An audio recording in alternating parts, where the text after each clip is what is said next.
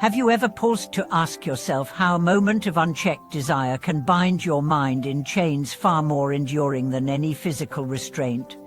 Have you ever felt a flicker of unease at the thought that one unguarded action might echo through countless lifetimes of suffering?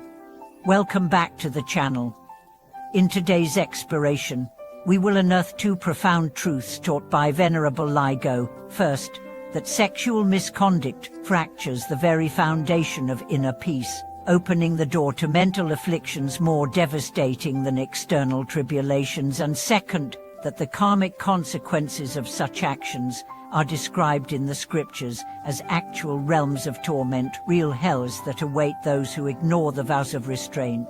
As we journey together, you will come to recognize how the simple choice to uphold ethical boundaries can shield your heart from the deepest forms of sorrow, and how transcending base impulses is not a denial of life but its most luminous expression.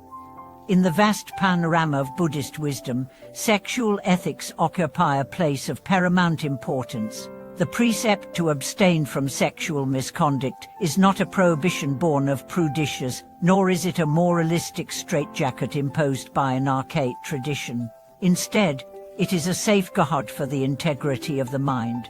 When desire surges unchecked, it clouds our capacity to see clearly, distorting reality into a haze of craving and attachment.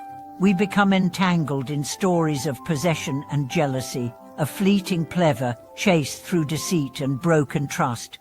Each compromise of our vow chips away at the solidity of our conscience, until the mind trembles under the weight of guilt and regret.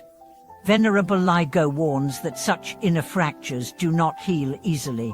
The traditions speak of the hell of the vast cauldron, where those who betray the trust of intimacy are plunged into scalding fires, not as literal punishment, but as a metaphor for the inner torment of self-reproach. In these teachings, the cauldron's roar is the ceaseless churn of anxiety and shame. The searing heat is the burning sense of failure that washes through every thought. Here, one's own mental fabric becomes the crucible of suffering. Understanding this, we glimpse how ethical discipline is not a burden, but a healing salve, preventing wounds we might later regret. To illustrate these forces at work, consider the story of Nima, a devoted practitioner who took refuge in the teachings with pure aspiration. For years, she maintained a strict meditation schedule, upheld precepts diligently, and served her community with kindness. Yet when a close friendship crossed an unspoken boundary, she found herself drawn into a secret affair, a momentary lapse that shattered her trust in herself. Sleepless nights followed, not from physical pain, but from the relentless whisper of guilt. Every mantra felt hollow, every breath a reminder of betrayal. She could no longer sit in silence, without her mind replaying scenes of broken vows. One evening, in the dim glow of the shrine lamps, Nima stumbled upon a passage from Venerable Ligo's commentary. He wrote of the power of confession and restoration, not as a mere ritual, but as a genuine turning of the heart. With trembling voice, she confessed her failing before her teacher and community.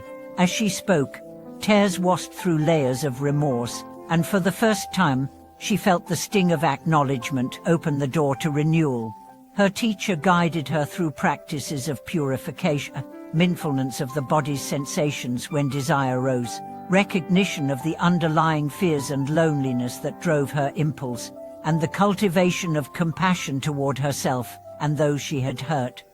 Through months of honest reflection, Nima discovered a paradox. By facing her misdeed fully, she released its power over her mind. The heat of her shame cooled into clarity, the echoes of regret softened into compassion.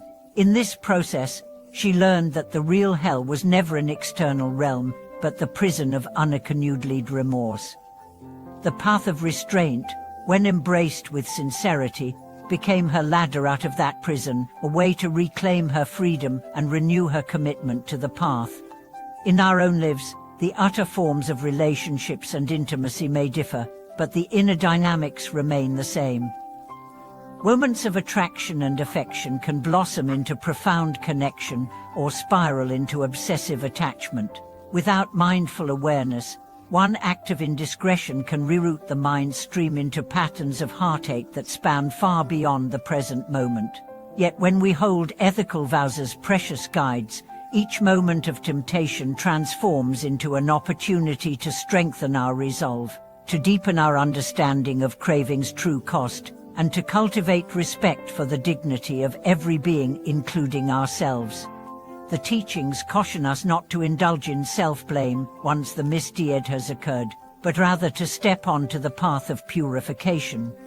Confession need not be a public spectacle. It can be the silent vow within your own heart to recognize the error, to seek forgiveness from those you have harmed, and to commit unwavering lie to more skillful patterns. Visualization practices may help, seeing destructive impulses as dark clouds that are gradually dispersed by the light of mindfulness, or imagining the purifying waters of compassion washing through every corner of the mind.